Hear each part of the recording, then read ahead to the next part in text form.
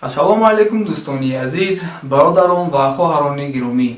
Ид ал-Фитр, яъне иди моҳи шарифи Рамазон ба ҳар яки мусалмони рӯи дунё муборак бошад. дӯстони азиз, имрӯз мо дар масъалаи вохӯрии президенти Федератсияи Русия бо президенти ҷумҳурии Тоҷикистон ҳамсӯҳбат мешавем, ки ба наздикӣ доир шуд ва дар масъалаи муҳоҷират дар чӣ масъалаҳо яъне ки суҳбат карданд, чӣ масъалаҳо пешниҳод шуд, махсусан дар масъалаи авфи муҳоҷирон, яъне дар масъалаи запрет. Ва ҳамчунин гуфта намонам, ки имрӯз президенти Тоҷикистон Эмомалӣ Раҳмон ба Русия меравад ва ҳамчунин як-ду хабари хуш аст оиди регистратсияи муҳоҷирон. Дар ин масъала низ ба шумо як-ду хабарҳо медиҳем ва ҳамчунин як-ду хабари дигар, ки ин ҳам ба муҳоҷирон тааллуқ дорад.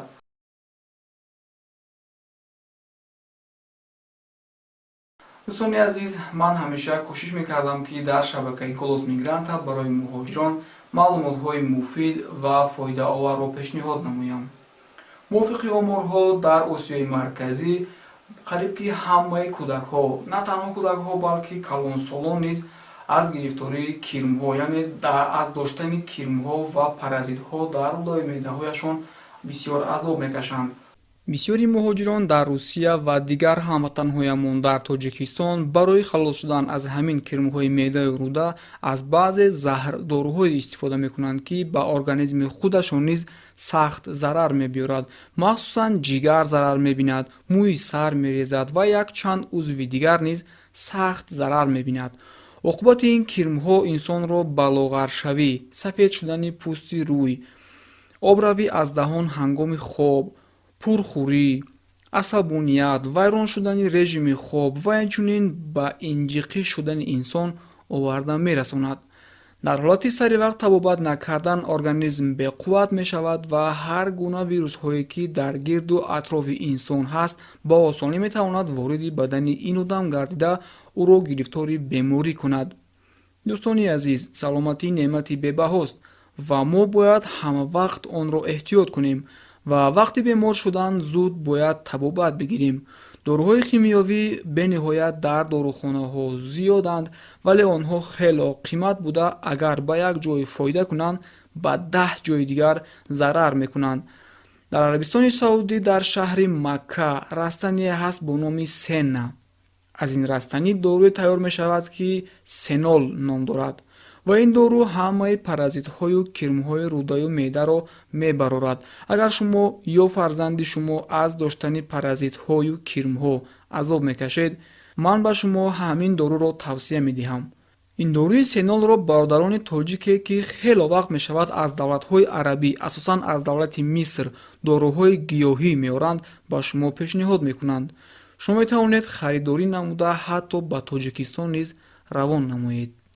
инчунин ин бародарон ба шумо капсулаеро пешниҳод менамоянд, ки барои бақувват намудани организм барои бемории асаб, хунукзадагӣ, бемории меъдаю рӯда, умуман ҳамаи дардҳо фоида дорад. чунки дар дохили ин капсула сияҳдона, яъне чорнитмин ва мумиё ҷойгир карда шудааст.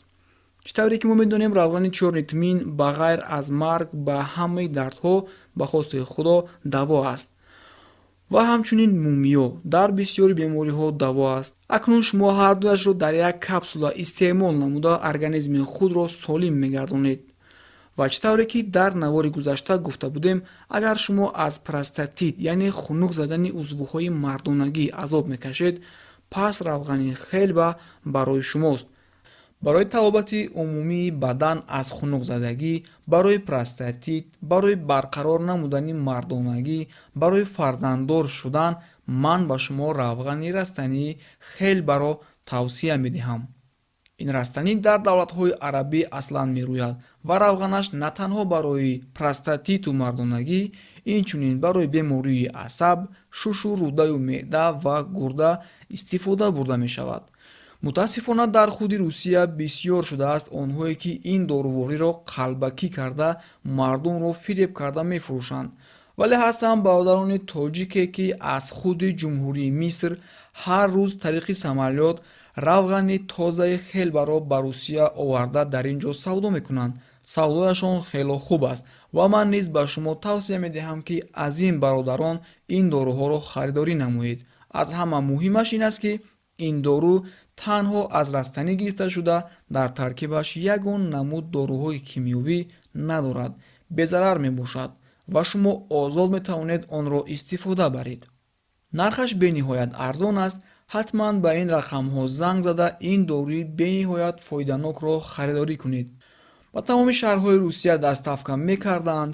Дар Москва дастафка бепул агар шумо аз 2 шиша зиёдтар харид кунед. 9 июн дар шаҳри Чиндао дар ҷаласаи шӯрои сарони давлатҳои аъзои созмони ҳамкории Шанхай президенти ҷумҳурии Тоҷикистон Эмомали Раҳмон бо президенти Федератсияи Русия Владимир Путин мулоқот карда самтҳои асосии муносибатҳои шарикию стратегии ду кишварро баррасӣ намуданд. дар вохӯри оиди муҳоҷират суханҳои муҳим зада шуд.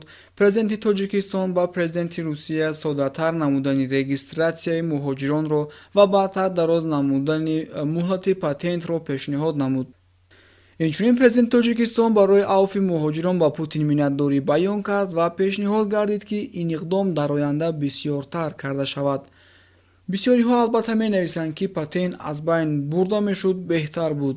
инро дар Viber, WhatsApp, дар комментарияҳо менависанд, вале бародарон, ба фикри шахсии ман ин кор тамоман имкон надорад, чунки Россия ҳар сол пули калоне аз ин кор мекунад.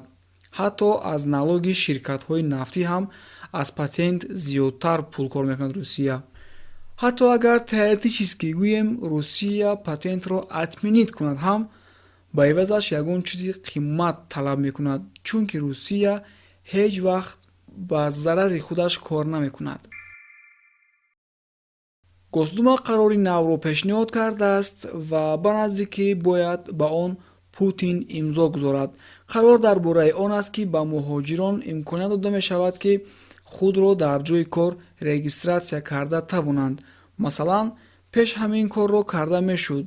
чанд муддате буд ки бояд регистратсия фақат дар ҷое карда мешуд ки он ҷо ҳамчун ҷойи зиндагӣ кардан қайд шудааст.